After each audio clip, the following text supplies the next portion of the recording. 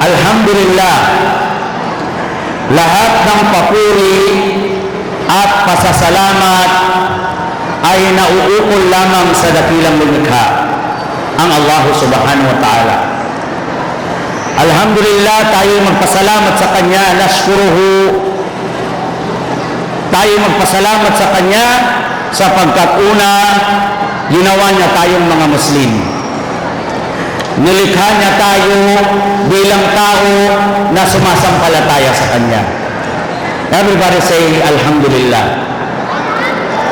Ngayong hapon ito, bago ko sisimulan ang ating talumpati, gusto ko sanang alamin kung sino ang Maranao dito. May Maranao ba?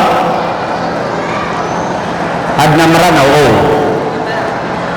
Yung mga Maguindanao, ay Masya Allah, mga lusog sa tiyan. Ako mga tao sugdi, matao isam. Okay. Ngayong hapon, gusto kong ipaalaala sapagkat ang programang ito, ang layunin niya ay upang magkakabuklod ang lahat.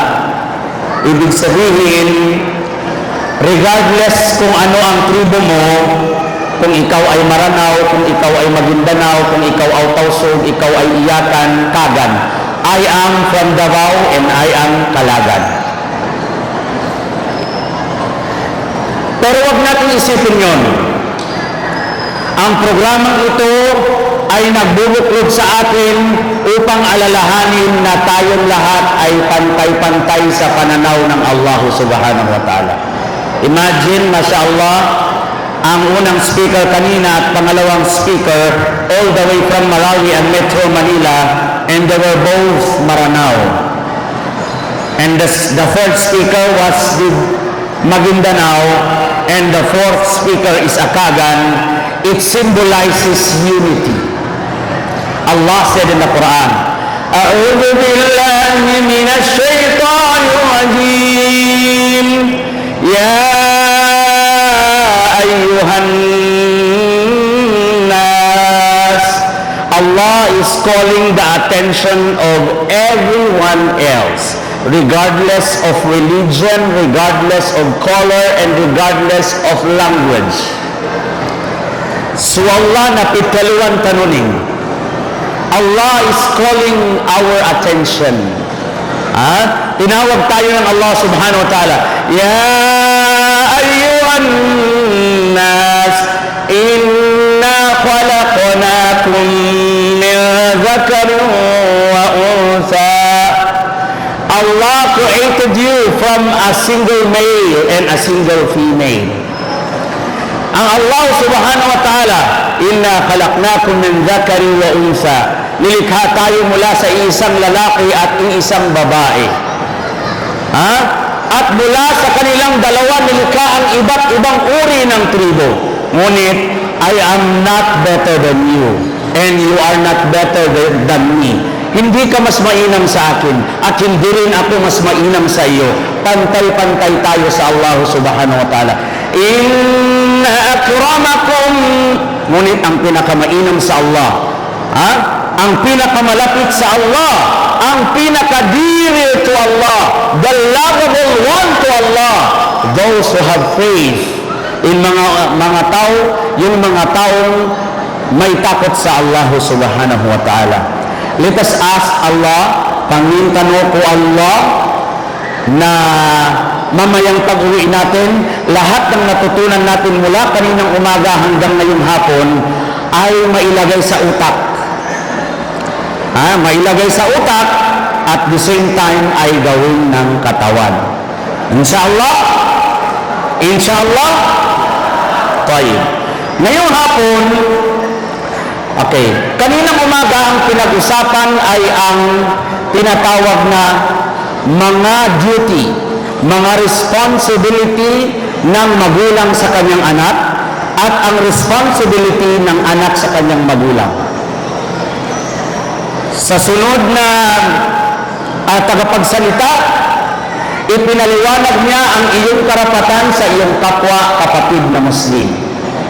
At tatlong tagapagsalita, ipinaliwanag niya ang mga bagay na may kaugnayan sa pag-aayuno.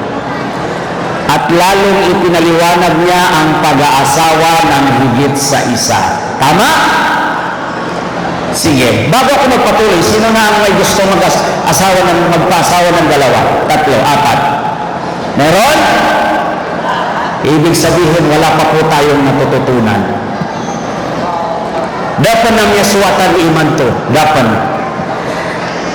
The moment that they will not accept sa tempo na hindi natin tanggapin kung anong sabi ng Allah subhanahu wa ta'ala, ibig sabihin there is something in our hearts.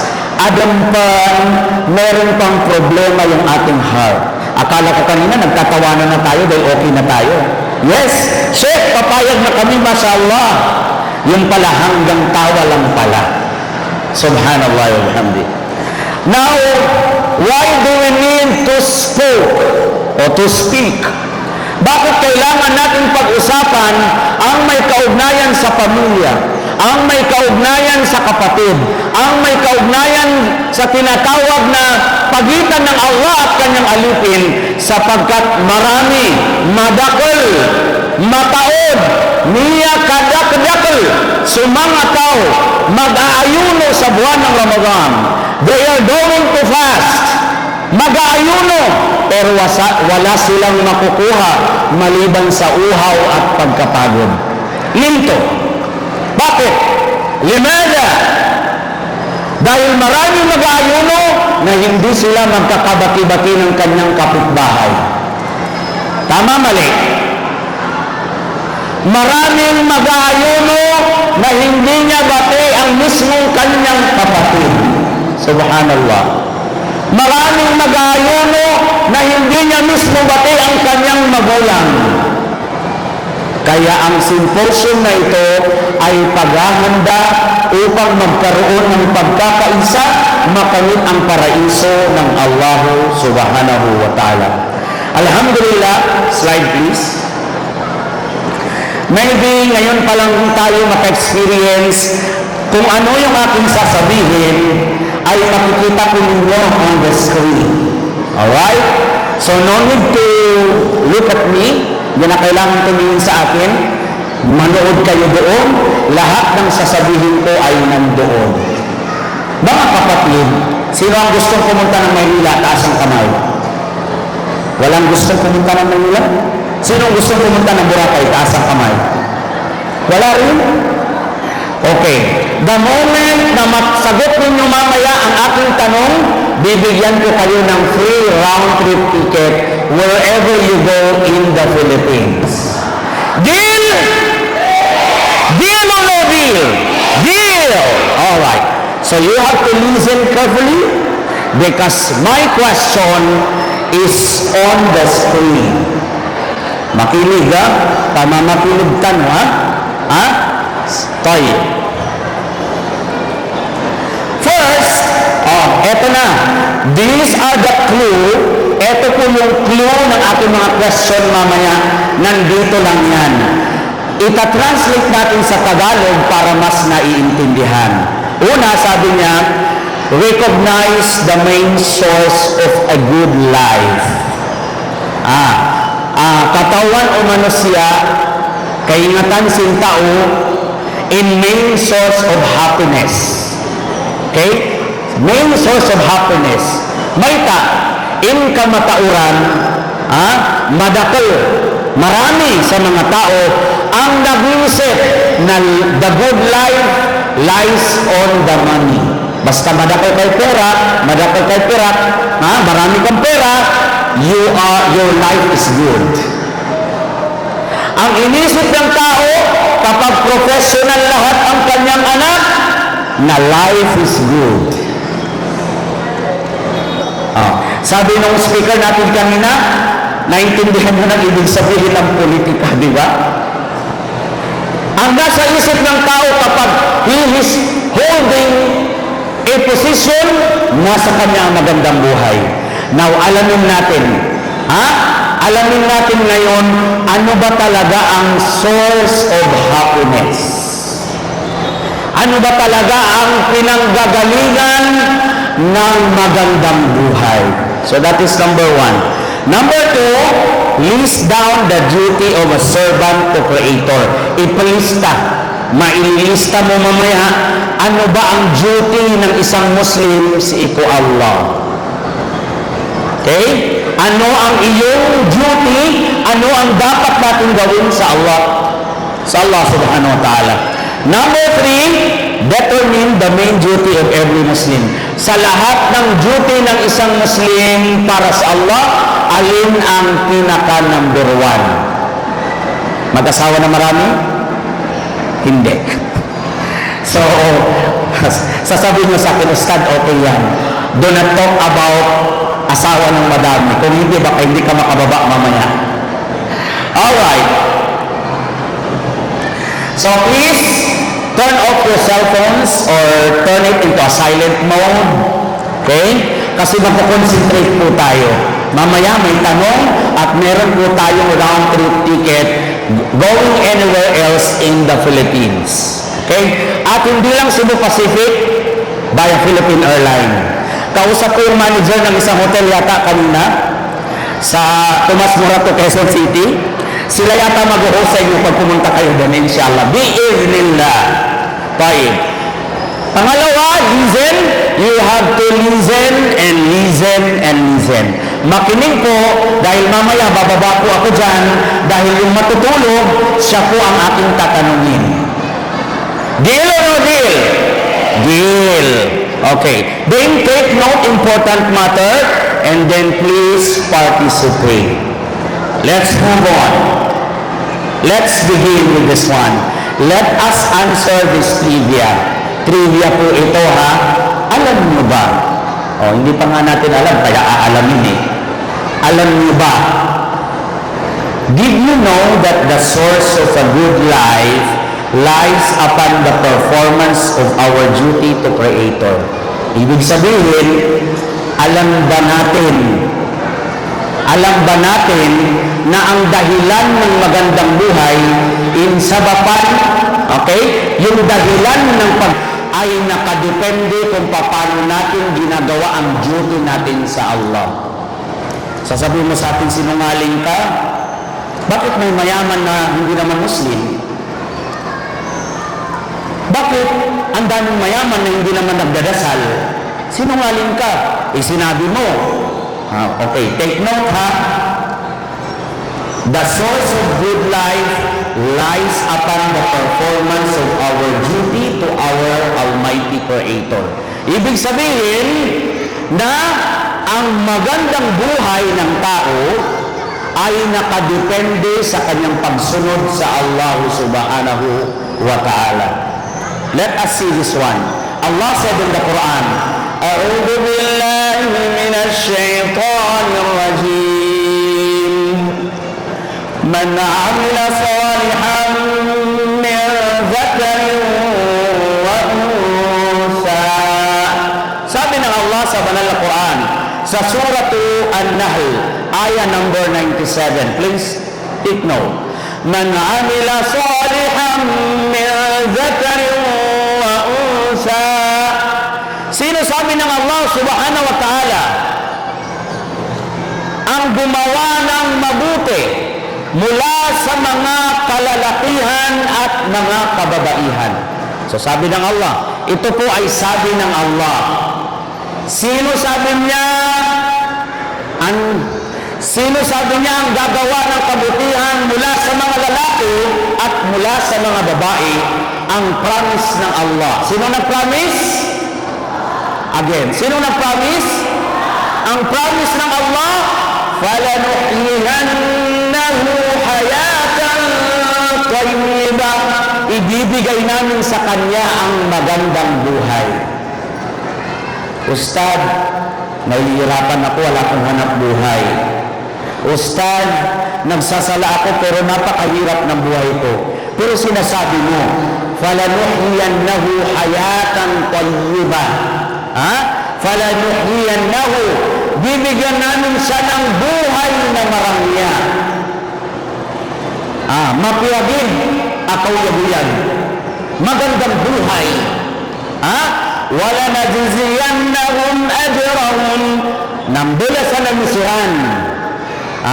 Pagkat ng mga reward, sabi ng Allah subhanahu wa ta'ala, ma kanu ya'malun, sa alinmang bagay na kanilang isinasagawa. So take note, may tatlong bagay. Sino ang gumawa ng mabuti? Ang mga mananampalataya, bibigyan ng Allah ng magandang buhay. Now, the question is, sino ang mga righteous? Sino yung mga gumagawa ng mabuti? Sabi ng Sheikh kanina, mga Muslima na hindi naman mukhang Muslima. Silang ba ang righteous? Are they righteous? No, they are not righteous. Yung mga babae na yung hijab nila ay nakatali. Buti pa ang tiyan, nag-hijab. Yung mga kababaihan na ang liig ang nag-hijab, buti pa ang liig nag-hijab.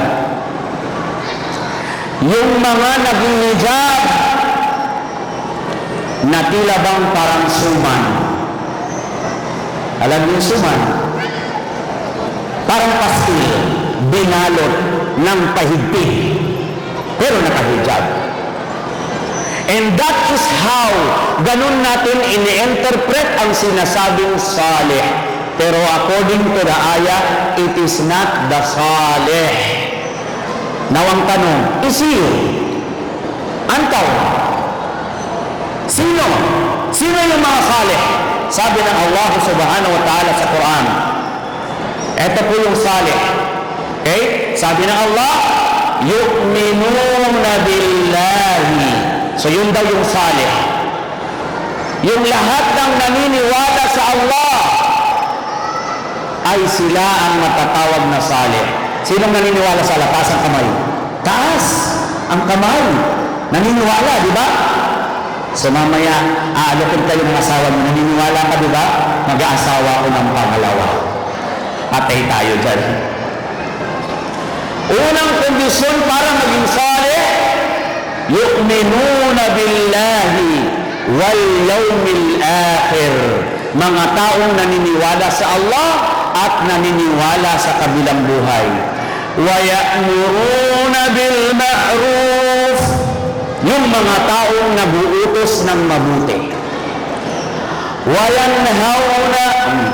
yanhauna 'anil munkar, at yung mga taong nagsasaway ng mga gumagawa ng masama. Wa yusari'una fil khairat, ulaika minas salihin. Ang ibig sabihin ng yusari'una fil khairat, kapag nakarinig sila ng magandang gawain, ay naguunahan sila. Nakarinig sila na mayroong lecture doon, ay naguunahan silang pumunta. Nakarinig sila na mayroong nangangailangan ng tulong, sila yung unang nagtulong, nagbigay ng pera. Ang problema sa atin, marinig at paulit-ulit may nangangailangan, mahirap lumabas ang kanyang pera. Mahirap tumulong. So we cannot consider ourselves as salih. Hindi tayo maituturing na salih unless ma-meet natin ang requirements. Number one requirement is maniwala sa Allah. Pangalawang requirement ay maniwala sa kabilang buhay. Pangatlong requirements, mag-utos ng mabuti. Wayanhauna 'anil munkar. Pang-apat, magsaway ng masasama. Wayusari'una fil khairat, at makipag-unahan sa paggawa ng mabuti, mabibilang pa sa mga taong salih. Yan.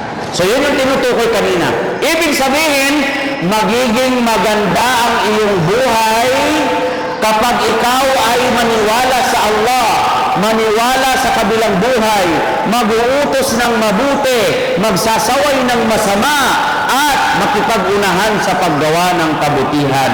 And those who are righteous, sila yung mga taong salih. Ang problema, ay ang masikan sa ginawa. Ang problema, Sukipapantagan tano kung mga watakano.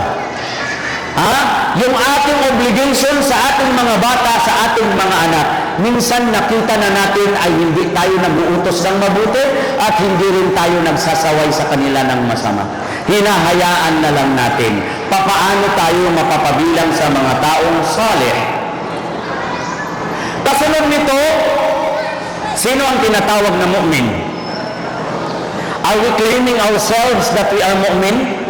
Tayo ba ay tinatanggap natin na tayo naniniwala? Yes or no?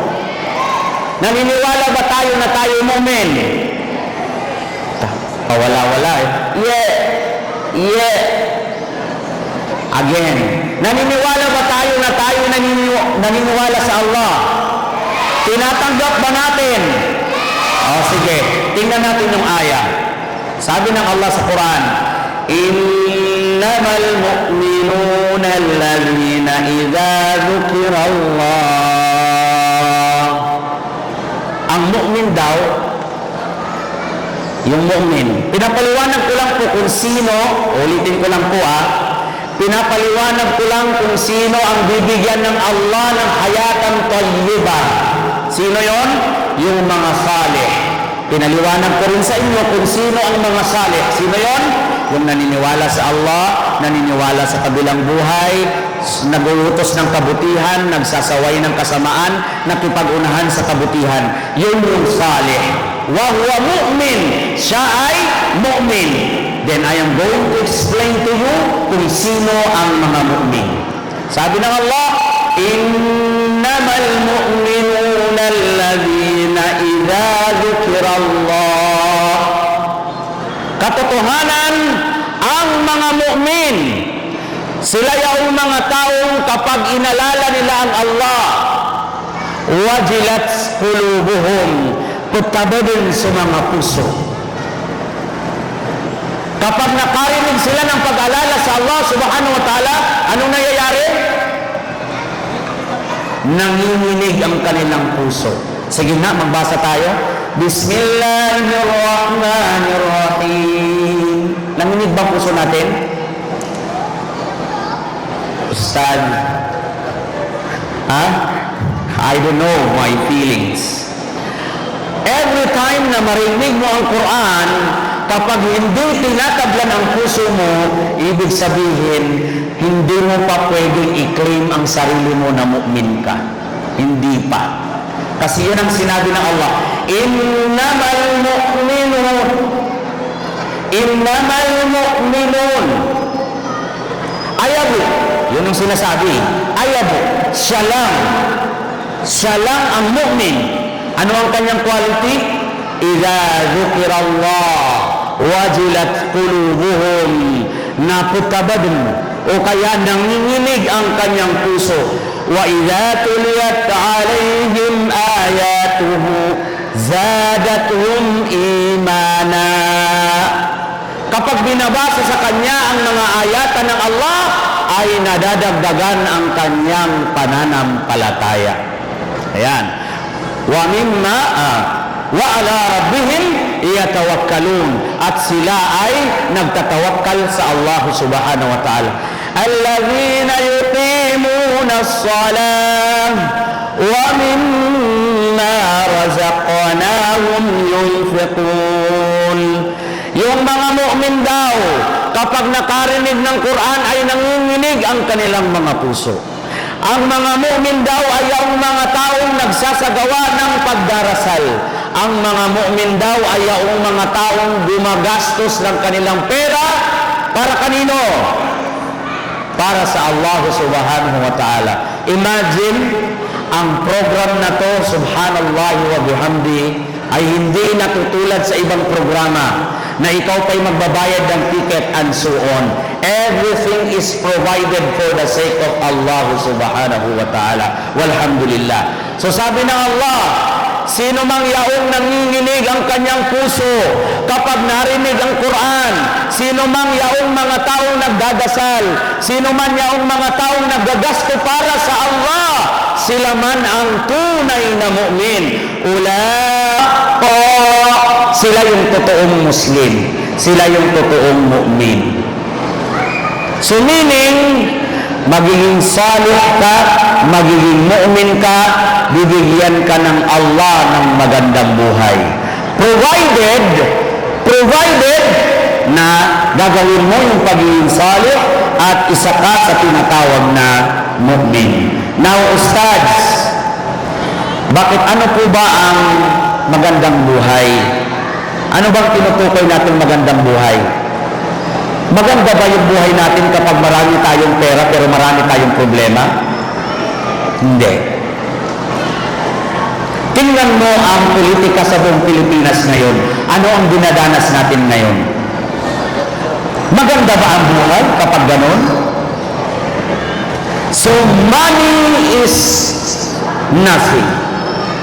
Kaya ang Allah nagbigay ng babala. Ang sabi ng Allah, "Yawma la yanfa'u malun wala banun." Sa araw ng paghukom, ang iyong pera ay walang kwenta. Ang iyong anak ay walang kwenta. Yung pinagyayabang mo na iyong anak na puro profesional, na walang takot sa Allah, lahat yan ay walang kwenta sa Allah. Yung muntik na lang, pati yung driver's license ay pagawan ng tarpaulin. Congratulations, passer ng driver's license, pumasa, pinagawan ng tarpaulin. Allahu Akbar. Imagine, subhanallah wa bihamdi. Yawma la yanfa'u malu wala banun illa man atallaha biqalbin salim. Sa araw ng paghukom, ang iyong posisyon, ang iyong pera, ang lahat ng iyong ari-arian, lahat ng yan ay walang kwenta. Illa maliban sa mga taong pinagkalooban ng busilak na puso. Busilak na puso. Subhanallah wa bihamdi. So, ibig sabihin, ang magandang buhay, ang tinutukoy, ang sabi ng Rasulullah sallallahu alaihi wasallam, wa an Abi Yahya Suhaib bin Sanan, qala Rasulullah sallallahu alaihi wasallam, ajaban li amri al-mu'min, ajaban li amri al-mu'min, inna amrahu kullahu lahu khair. Ang magandang buhay para sa isang mu'min, lahat ng sitwasyon sa kanya ay okay lang. Malagid so adin na pirakyan, nada pirakyan, malagid so parakyayan niyan po Allah. Ha? Ibig sabihin, ang buhay ng isang mananampalataya ay lahat ng sitwasyon ay okay sa kanya. Okay sa kanya. Ha? Sasabi mo, Ustad, okay lang pala na wala kami lulutuin sa bahay. Kaya nga may pag-aayon mo, Kasi minsan meron at minsan wala. Minsan may kakainin, minsan walang kakainin. And we have to be ready for that. Basta mu'min lahu khair. Lahat ng buhay niya ay sa kanya ay mabuti. Walaysa dhalika li ahad illa lil mu'min. At walang kakayahang magsagawa ng ganun maliban sa taong mu'min. Makakakita ka ng mag-asawa, nagdadasal, pero hindi pa tapat yung kanyang pananampalataya sa Allah, kaya pag walang niluto, subhanallah, ang kanyang asawa ay nagagal. Saan ka ba galing?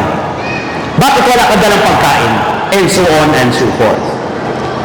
So, walaysa dhalika li ahadin illa mu'min. Walang nakakagawa ng ganun maliban lang sa taong mu'min. Ang sabi, in asabathu sarra'u syakar. Kabilang sa pag-uugali ng isang mananampalataya na kapag dumating sa kanya ang kabutihan, siya ay nagpapasalamat. Everybody say Alhamdulillah. Again, everybody say Alhamdulillah. Pag dumating sa kanya ang mga biyaya, siya ay nagpapasalamat. Lakana khairan lahu. At yan ay mabuti sa kanya. Kapag dumating naman sa kanya ang mga pagsubok, siya ay nagsasabar. Siya ay nagtitimpi. Lahat ng yan ay pare-pareho sa kanya. So, ibig sabihin, masarap ang buhay kung kontento ka kung anong meron ka. Tama, mali. Pero ang isip ng tao ngayon, pag nakakita ng kapitbahay na magandang buhay, dapat maganda rin ang bahay natin. Dapat ikaw may trabaho ka din, hindi lang ako nagtatrabaho.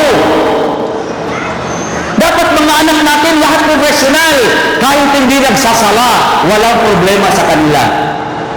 And that is not the good life. The good life is when you reach the status of iman, lahat ng mangyayari sa iyo ay ipinapaubaya mo sa Allah subhanahu wa ta'ala.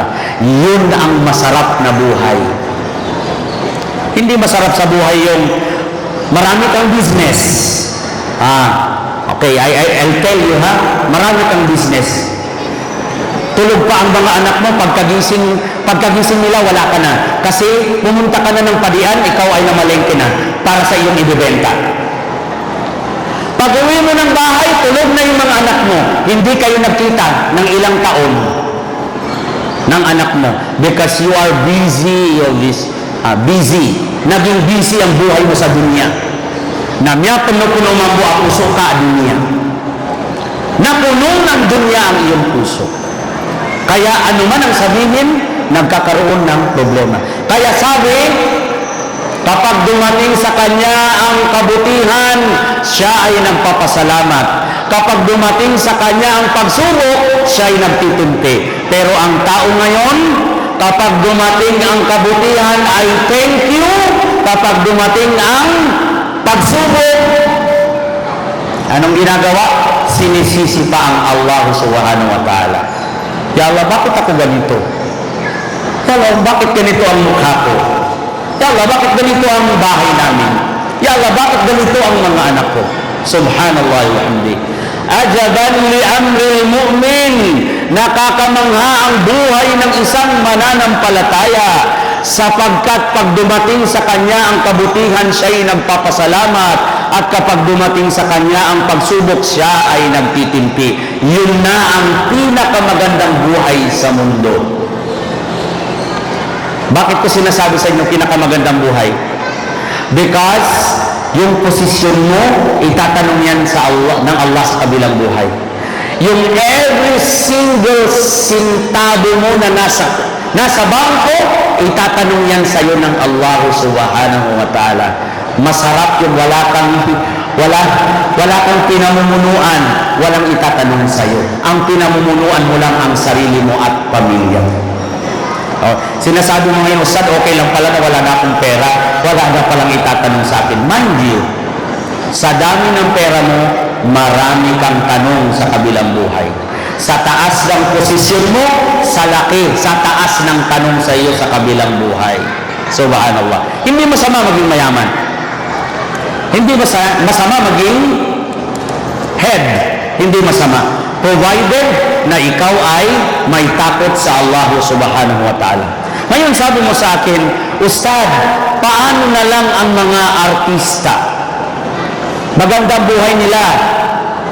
Hindi naman sila mananampalataya. Bakit maganda ang buhay nila? Bakit kaya? Sino makakasagot? Bakit kaya maganda ang buhay? Makikita ka o makakakita ka? Kailangan siguro natin bumaba, no? Kasi mukhang matutulog na, no? Subhanallah. Huwag na pong ibaba. Okay na po yan dyan. Dito na lang po ako. Bigyan natin ito. Sige. Sabi ko po kanina, ang matutulog ay tatanungin ko, ha? So pag pumunta ako doon kayo nakatingin. Pagpunta ko dito kayo nakatingin. Okay? Tanong, why can we see, bakit makakakita tayo ng hindi naman mu'min pero magandang buhay? O diba sabi ko kanina, pag naging salih ang isang tao, idha asbaha salihan wa mu'minan, Allahu yu'tihi khairan kathira. Kapag naniwala ang tao, at kapag siya ay naging mu'min at gumawa ng mabuti, anong mangyayari? bibigyan siya Allah ng mapiya ako yag-yag. Bibigyan siya. Pero Ustad, parang hindi yata totoo yung sinasabi mo. Kasi Ustad, meron namang mga hindi nga mu'min at minsan pa yung mga gumagamit ng pinagbabawal, yung nagbibenta ng ator. Alam niyo ator? Bato. Yung nagbibenta ng tawas, magandang buhay. Alam niyo yung tinutugon ko parang tawas? Oh, no, don't mention. Okay. Bakit magandang buhay nila? Why? Why they are very happy? They travel around the world. Sila paalis-alis kahit saan. Ang tanong, bakit? Asan yung papremyo? Bakit nakakakita tayo ng hindi naman nananampalataya, hindi naman nagsasala, hindi naman nagbibigay ng zakat, pero mayaman? Ustad, mahirap ipaliwanag. Anyone? Asan yung isang microphone? Baka may gustong sumagot doon. Anyone? Mafi? Mafi ahad? Tayo. Sige. Sino si Ate? Apo, yan po. Malay natin siya makakuha ng ticket. Sige daw. Yalla. Okay lang po Maguindanao, nakapentindi po ako Maguindanao. Hindi. Kasi po ang dunya, sinabi ng Allah, ang dunya, sisiya mag-uwi, huwag na po kapilin. So, therefore, So, masaya na yung buhay niya. ang dunya ng mga kapil. Tapos, Yung mga mu'min, ito ang kulungan nila yung dunya. okay, so wait lang ha. Take note, ang sabi ni Ofti, makakakita ka ng hindi naman mananampalataya, pero masarap ang buhay. Kasi nga, binigay na sa kanya ng Allah ang dunya bilang Jannah para sa kanya. Ha? Po, hindi pa po tapos. Saglit lang po ha, saglit lang. At sabi niya, ito ay kulungan ng mga mananampalataya. So the answer is correct. Sabi ng Allah sa Quran, Man kana yuridu. Kapag malubha ang sakit ng tao, ang una niyang maiisip, itakbo sa hospital. Doktor. Imagine, wala man lang mag-isip na magsala muna ako ng 2 rakaat humingi sa Allah subhanahu wa ta'ala. Ustad, bakit magsasala pa ako ng 2 sunna? Naghihingalo na nga eh. Subhanallah wa bihamdi. So nakikita ba natin yung picture? Ano yung nakalagay dun sa kaliwa? Ha? Ano yung sa Maguindanao? Lalawa. Tama? Ha? Lawa-lawa. Tama? Okay. Bakit ko nilagay yan as a sample? Kasi alam niyo po ba, alam natin na ang spider web, itong spider web na to, la qimata laha. Wala siyang qima, wala siyang value. In fact, pag sa bahay, pag makita mo, talagang tinatanggal mo yan eh. Napaka-auhan. Yaqulu, madhkur fil Quran, anna baytil ankabut, auhanul bayt. Ibig sabihin, yung bahay daw na pinakawalang lakas ay ang bahay ng angkabut. Alam natin, ano bang magagawa ng angkabut? Ano bang magagawa ng spider web? Wala, di ba? Mafi. Tama? Pero sa panahon ng Rasulullah sallallahu alaihi wasallam, anong paraan ng Allah para masave si Propeta Muhammad? The spider web. So meaning, mga bagay na walang halaga, pero pwedeng gamitin ng Allah na magkaroon siya ng halaga. That is Allah qadirun ala kulli shay. Kaya ng Allah subhanahu wa ta'ala. Ibig sabihin, kahit yung pinaka-last chance mo na, ang Allah ang may kakayahan ng lahat. Kaya, pag may problema ka, mag-direct sa Allah subhanahu wa ta'ala. Alright? Number 2. Ayan, nakita nyo ba yan? Yung nangyari sa LA? Oh. Alam natin na ang ano bang tawag dito? Ang apoy ay nakakasunog. Tama? Ang apoy ay nakakasunog, hindi. Nakakasunog. Pero alam niyo po ba, sa panahon ni Propeta Ibrahim a.s.w. ang apoy ay naging aircon. Allahu Akbar. So anong gusto kong sabihin sa inyo? ang gusto kong sabihin sa inyo, may mga bagay na akala nating nakakasira dahil ang Allah kaya niyang kontrolin ang bagay, pwede niyang gawing malamig ang apoy. Yung spider web na sinasabi natin kanina, walang pakinabang, pero pwedeng gawin ng Allah subhanahu wa ta'ala na mag-save sa buhay. Kaya na-save nito ang buhay ng Rasulullah sallallahu alaihi wasallam. Tingnan natin, yung nakaraang pandemic, anong dahilan ng pandemic? Ano yon? COVID. Saan ang galing yung COVID? Sa laway. May pakinabang ba laway? Dinudurangan natin ito. Pero dahil sa laway na yan, nag-lockdown ang buong mundo. Ginamit ng Allah subhanahu wa ta'ala. Imagine, just imagine. Meaning Allah, you have to know by yourself that Allah is qadirun. Pwedeng gawin ng Allah na ikaw ay mahirap ngayon, bukas ay mayaman ka. Pwedeng gawin ng Allah na ngayon ay mayaman ka, bukas ikaw na ang pinakamahirap sa lahat ng mahirap. That is Allah. That is how qadirun of Allah. Allah subhanahu wa ta'ala. So ang Rasulullah sallallahu alaihi wasallam, ang una daw nating alamin is to know Allah, and the number 2 is to know the Prophet Muhammad sallallahu alaihi wasallam. Ang Rasul sallallahu alaihi wasallam, he is our role. Sabi, "Qul in kuntum tuhibbuna Allah fattabi'uni yuhibbukumullah." Sabihin mo, Muhammad, kung gusto nila ako, fattabi'uni. Kung gusto nila ang Allah subhanahu wa ta'ala, fattabi'uni yuhibbukumullah wa yaghfir lakum. Kasi kung susundin natin ang Rasulullah sallallahu alaihi wasallam, ay magkakaroon tayo ng tinatawag na pagmamahal ng Allah subhanahu wa ta'ala, at tayo papatawarin ng Allah subhanahu wa ta'ala. And number 3 na dapat alamin ng tao ay aralin niya yung Islam. Simple lang, aralin mo yung Islam. So again, uulitin ko ha, ilan ang duty ng Muslim sa kanyang Panginoon? Ilan? 4. Very good, mashallah. Ano yung una? Okay. Pangalawa? Naku, mahina. Pangalawa? Pangatlo? Pang-4? Mukha mga usada ang sumagot eh. Subhanallah wa bihamdi. So let's move on. So, ang susunod, natapos na natin, no? Yung alamin, yung mag-aral, at ang unang alamin ay ang kaalaman sa Allah subhanahu wa ta'ala, sa Rasulullah sallallahu alaihi wasallam, at ang pinatawag na ating relihiyon. Pangalawang duty natin is spread, isabuhay. Ang golden rule, sabi ng Allah subhanahu wa ta'ala, "Ya ayyuhalladhina amanu lima taquluna ma la taf'alun kabura maqtan 'inda Allah an taqulu ma la taf'alun." Mashallah, nagbabasa sila, no? Nakikita ko, nagbabasa sila.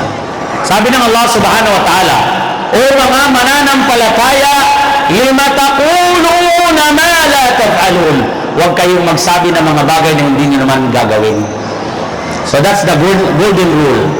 Pag sinasabi mo, "Ashhadu," ako ay naniniwala, ako ay sumasaksi, "Ashhadu an la ilaha illallah," walang ibang Diyos maliban sa Allah. So sasambahin mo siya. Sinasabi mo siya at kailangan mo siyang gawin. Alright? "Lima taquluna ma la taf'alun kabura maqtan 'inda Allah an taqulu ma la taf'alun." Sapagkat kasuklam-suklam sa Allah subhanahu wa ta'ala ang mga taong nagsasabi na hindi naman nila ginagawa. So ano bang i-apply natin?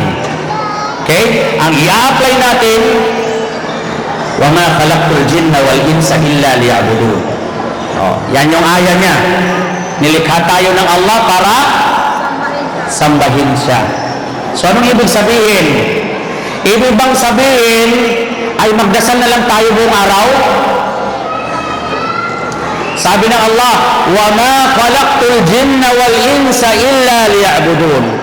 Walang dahilan ng paglikha ng Allah sa tao at jin maliban na lamang kung sila ay sumamba. So anong ibig sabihin? Magsasamba na ba tayo 24/7? Ha? Magdadasal tayo 24/7? Kung hindi nga kaya magdasal ng 5 beses sa isang araw, 24/7 pa kaya? Mahirap. Diba? Mahirap. Sabi ng Allah, "Ma uridu minkum min rizqi wa ma uridu ay yut'imun." Sabi, hindi ko naman kailangan na bigyan nyo ako ng rizq. Sabi ng Allah, hindi ko naman kailangan na pakainin nyo ako. Sabi ng Allah, "Inna Allah huwa ar-razzaqu dhul quwwatil matin." Katotohanan ng Allah subhanahu wa ta'ala ang siyang nagbibigay ng rizq at nagmamayari ng tinatawag na katiyakang lakas. Kaya naman, ang sabi ng ating mga ulama,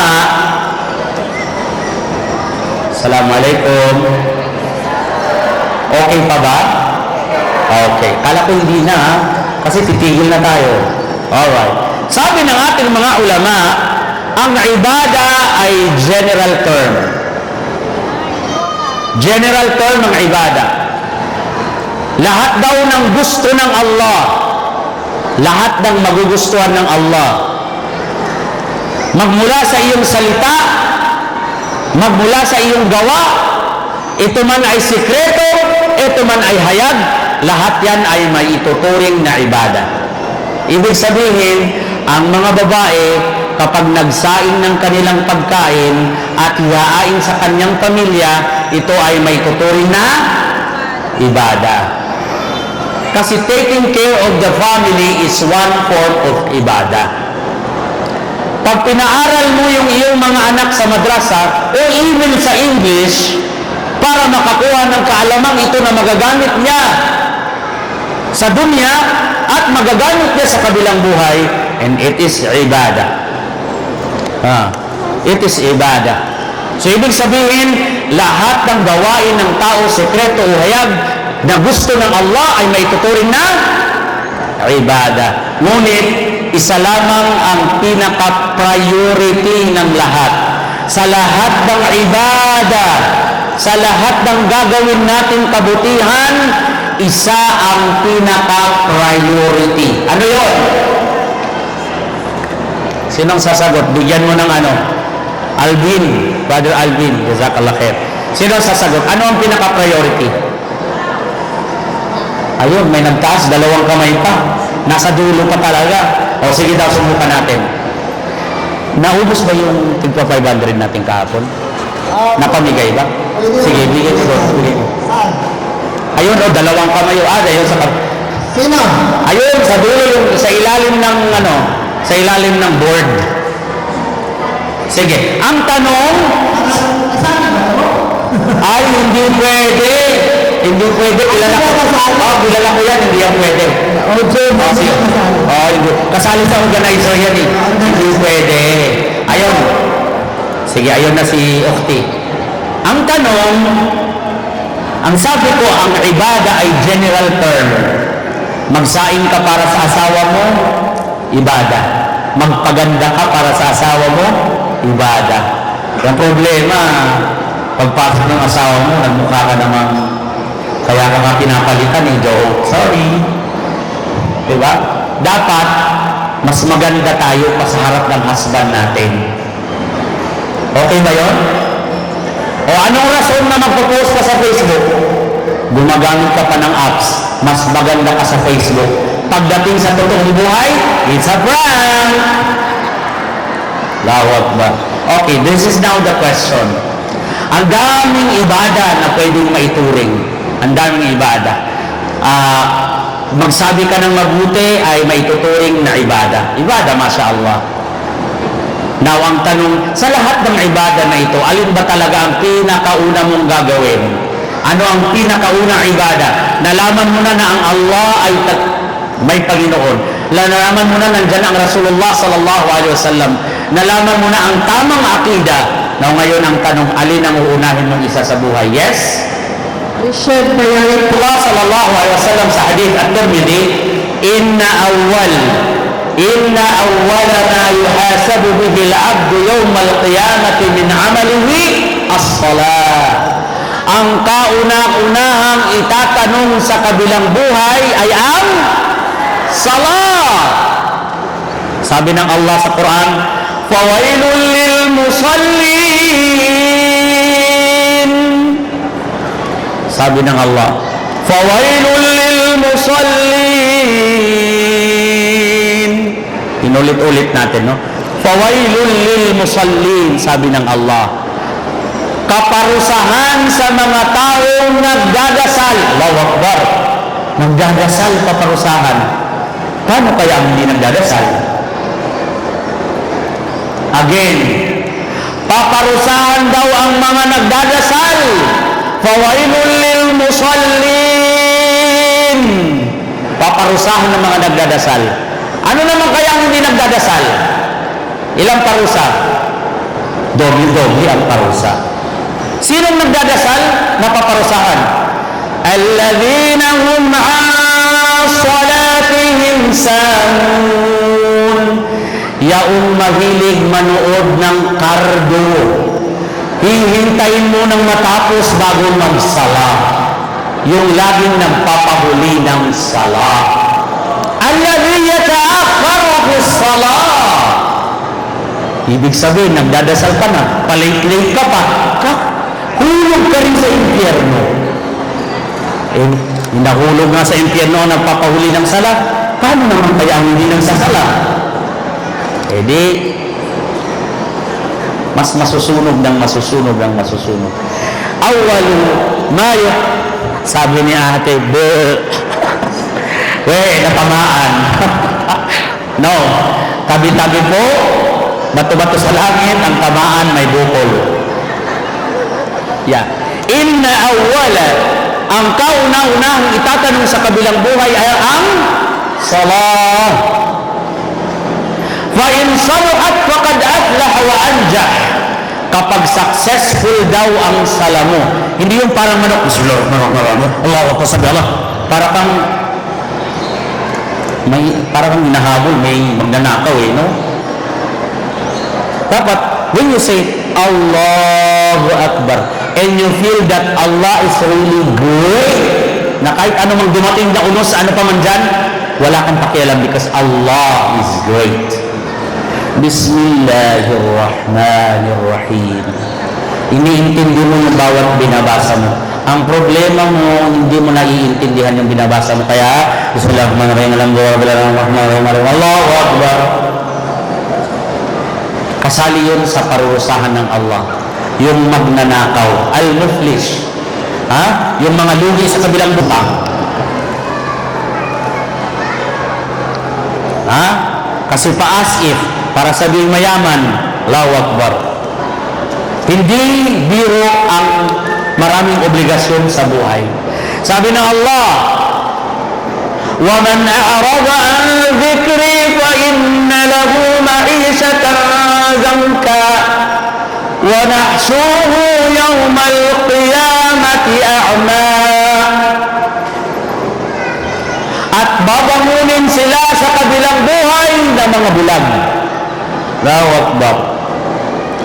Sino man ang mga taong umayaw sa pagsasala, mga taong ayaw maniwala, mga taong ayaw sumunod, mga taong may sakit sa puso, mga taong ang kanilang mga tinga na para bang may nakatakip. وَهُمْ قُلُوبٌ لَا يَفْقَهُونَ بِهَا. Meron silang mga puso na para bagang walang tibok. وَلَهُمْ آذَانٌ لَا يَسْمَعُونَ بِهَا. Meron silang mga tenga na para bagang wala silang narinig. Ulaika kal-an'am. Sila yaong mga tao na para bang mga hayop. Balhum adal, mas masahol pa kaysa hayop. Kaya naman ang sabi ng Allah, sino mang umayaw sa kanyang paalala ay bubuhayin sa kabilang buhay na bulag. At magreklamo siya sa Allah. Sasabihin niya, Qala Rabbi lima hashartani a'ma wa qad kuntu basira. Ya Allah, bakit mo ako ginawang bulag sa araw na ito samantalang ako ay nakakakita nung ako'y nandoon sa mundo? O di ba, sarap ng ating paningin? Sasabihin ng Allah, qala kadhalika atatka ayatuna fanasitaha. Yan ay resulta dahil dumating sa iyo ang nag-lecture, dumating sa inyo ang nagpaalala, pero kinalimutan mo. Wa kadhalika al-yawma tunsa. Kaya sa araw na ito, ikaw ay kakalimutan na. Allahu Akbar. Kakalimutan na. Sabi ng Allah, wa kadhalika najzi man asrafa wa lam yu'min bi ayati rabbih. Ganyan namin gagantimpalaan ang mga taong nagsipaggawa ng kabutihan at nagsipaggawa ng kasamaan. Wala azabul akhiratu asyaddu wa abqa. Sabi niya, ngunit ang parusa ng Allah subhanahu wa ta'ala ang matindi. Matindi ang parusa, mga kapatid.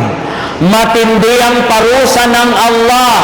Bakit sa araw na makita ng sangkatauhan ang parusa ng Allah ay kakalimutan niya ang pagmamahal niya sa kanyang anak? Sa tindi ng siksa ng Allah, kakalimutan mo na mahal mo ang husband mo. Kakalimutan mo na mahal mo ang iyong anak. Alam niyo po ba? Sabi ng Allah subhanahu wa ta'ala, pag dumating sa kanila the moment na makita ng tao ang apoy na naglalagablab, kapag nakita ng tao ang apoy na naglalagablab, anong sasabihin niya? Anong sasabihin niya? Mga kapatid, wallahi, I know ang mga magulang, sobra ang pagmamahal sa kanyang anak. Tama?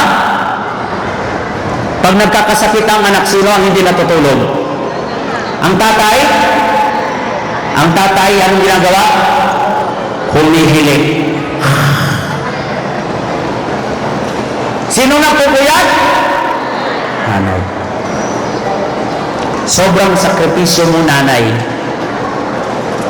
nang halos nung pinagbubuntis ang mga bata, halos ang kalahati ng iyong katawan ay nasa hukay. Tama?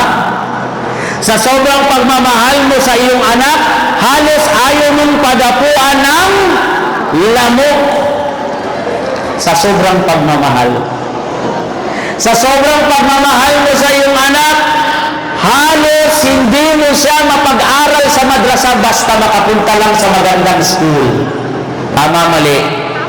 Tama. Sa sobrang pagmamahal mo sa iyong anak, nakikita mo hindi nag-hijab, sa iyo ay okay lang. Pinagsusot pang ng spaghetti. Sige, mag-spaghetti ka kasi bata ka pa naman eh. That is unconditional love of the mother sa kanyang anak. Pero mga kapatid, mga lusod sa tiyan, the moment that you will see the fire in front of you, mag-iiba ang sitwasyon. Anong sasabihin mo? Anong sasabihin mo? Sasabihin mo, Ya Allah, mahal na mahal ko ang anak ko, Ya Allah. Mahal ko ang anak ko. Tayan ko, pakabubayaan ko, awat akon. Mahal na mahal ko ang anak ko, pero ngayon makita mo na yung apoy sa iyong harapan. Anong sasabihin mo? Ya Allah, kahit gaano ko kamahal ang anak ko sa araw na ito, unahin ang ako. Allahu Akbar. Imagine, yung anak mo na pinagpuyatan mo, yung anak mo na pinaghirapan mo, pag makita mo yung apoy sa iyong harapan, sasabihin mo na, Ya Allah, ihulog mo na siya sa neraka, wag lang ako. Allahu Akbar. At hindi lang yun, pagkatapos mong sabihin sa Allah, Ya Allah, ipasok mo sa impyerno, wag lang ako. Sasabihin mo na, isama mo na yung asawa ko, ihulog mo sa impyerno, wag lang ako. So, nasan yung mga till death do us part? Allahu Akbar. Papudtayan. Subhanallah. At hindi lang yun, pagkatapos mong hilingin sa Allah na mahulog sa impyerno ang iyong anak, ang iyong asawa, hihilingin mo pa, Ya Allah, sunugin mo ang aking kapatid sa impyerno, wag lamang ako, Ya Rabb. Allahu Akbar. Tapos na ang anak mo, tapos na yung asawa mo, tapos na yung kapatid mo. Ngayon, ang last na sasabihin mo, Ya Allah, ihulog mo na lahat ng tao sa mundo. Ihulog mo na lahat sa impyerno, Ya Allah. Huwag lang ako. Imagine. Imagine. Imagine. Ha? Sunugin daw ang lahat. Huwag lang ako. Ngunit ang pinakamatindi, ang pinakamahirap, sasagutin ka ng anak mo. Anong sasabihin ng anak mo? Ha? Anong sasabihin ng anak mo? Ya Allah, sila man ang naging dahilan kung bakit ako napariwara.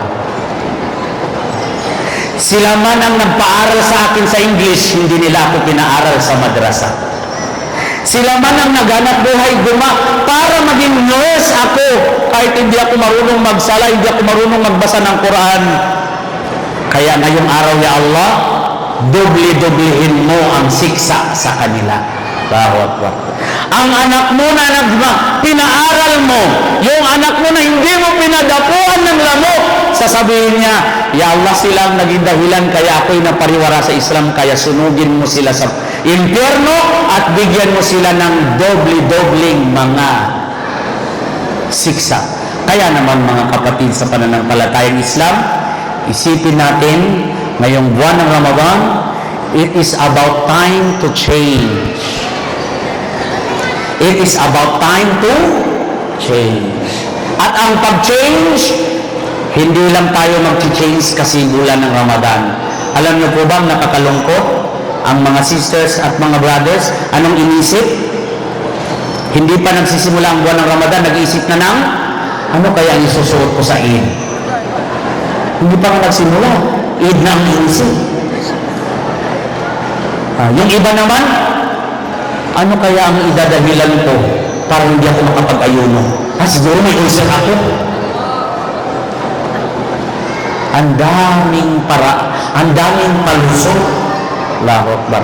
Kaya mga kapatid, ang paghingi daw ng tauba ay magtauba ka ngayon ay hindi mo na siya babalikan kailanman.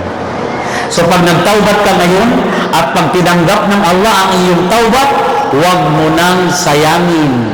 Huwag mo nang sasayangin. Kaya napakaswerte ninyo sapagkat bago sumapit ang Ramadan, napaalalahanan ang bawat isa at hilingin natin sa Allah subhanahu wa ta'ala na ang lahat ng narinig natin ay isabuhay natin. Inshallah, sabi ng Allah, alladhina yastami'una alqawla fayattabi'una ahsana.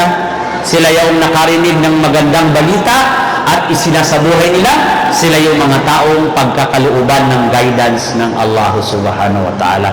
So that's end my presentation.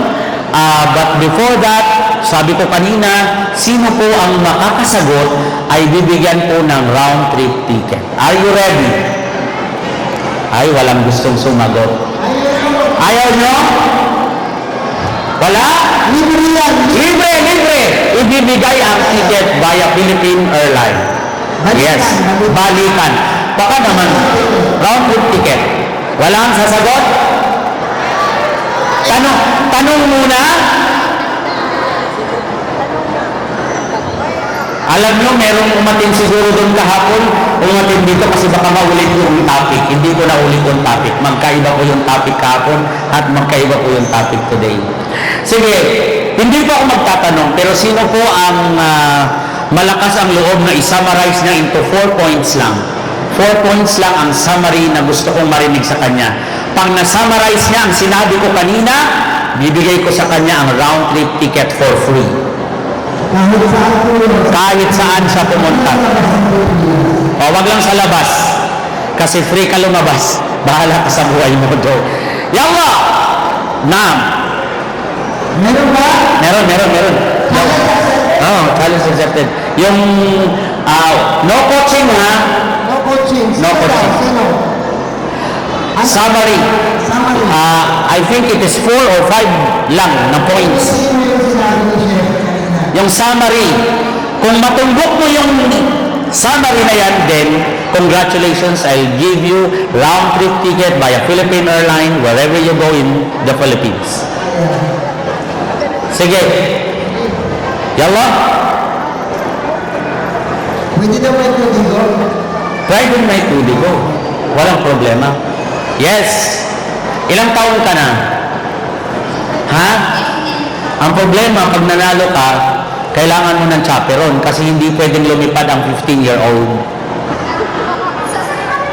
Yes, actually yes. Sinasabi ko na kasi nagpapaano kami ng mga bata eh. Nag-aaral. Anyway, ipa-plug ko din mamaya. Pwede. So, bahala ka na. Pag nakuha mo, pamigay mo na. Is actually, we have to memorize the Quran in 2 years. Yung last remaining year, hindi pa po siya lalabas. Kasi yung last remaining year, i-review niya ang buong Quran. Kasi bago siya lumabas, dapat from page to page, kabisado niya yung Quran. At ang additional niya ay meron siyang, sa last 6 months, meron siyang computer technology. Meron siyang teaching strategy. Meron siyang da'wah strategy. Meron siyang English communication. Para paglabas niya, pwede siyang maging alive teacher. Pwede siyang magturo sa Aisal sa barn. Pwede siyang magturo sa Alive in House. Pwede siyang magturo sa Alive in Public School. Kasi ganun natin dinesign yung mahal. Alam niyo po ba, kung ang ating mga anak, pinapaaral natin, ng mahal ang ginagastos natin, magkano yung almusal? Mahal. Hapunan, load, barkada, magkano? Hindi lang kakasya ang 3,000 pesos mo sa isang buwan. So yung 3,000 mo, yung ginagastos mong pagkain ng bata, ibayad mo sa BIQS, libre ka na. Libre ka na sa pagtuturo sa anak mo, makakapag-aral ng grade 12 ang anak mo, makakamemorize ang anak mo ng Quran, makakapagsalita saan ka pa. All in one. Ang buhay, ikaw man kasi ang dahilan. Nag-announce yung Ustad doon, hindi mo ako pinadala doon. Yan. So I am encouraging everyone, please contact the mag-asawa for further details.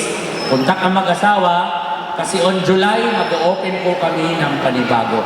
Ngayon, meron tayong estudyante na 86 learners, 1 from Pampanga, 6 from Manila, 14 from Palawan, 1 from Bacolod, 2 from Marawi City, and the rest ay in Davao Region. So please, sinong gusto, nangarap, na yung anak niya ay makamemorize ng Quran at the same time learning the both education, please send your children to us and we ourselves. Si ako po yung nagtuturo ng teaching strategy because I'm a teacher. So, yun, kung gusto nyo matuto ang mga anak nyo, send it to us. Oh, may pabonus. Sa araw ng paghuhukom, pababasahin ka ng Quran. Mag-start ka sa Suratul Fatiha hanggang Suratul Nas. Pag nabasa ng anak mo from Suratul Fatiha hanggang Suratul Nas, sa dami ng nabasa niya ay laki ng suruga na ibibigay sa iyo ng Allah. E paano ngayon ang alam mo lang ay Fatiha? Minsan pa ang Fatiha ay naging patika. Ay magsasalakat, puluwag-auhan, naubos yung puluwag-auhan, baka doon ka lang sa pintuan ng paraiso. So if you want a greater reward from Allah, send your children to Tahfidh al-Quran. Kung hindi nyo kaya yung malayo, meron namang mga malalaki. Okay? So, this is a challenge, and I hope that you accepted this challenge. May Allah reward you. Jazakumullah khairan. Assalamu alaikum wa rahmatullahi wa barakatuh. Waalaikumsalam warahmatullahi wabarakatuh.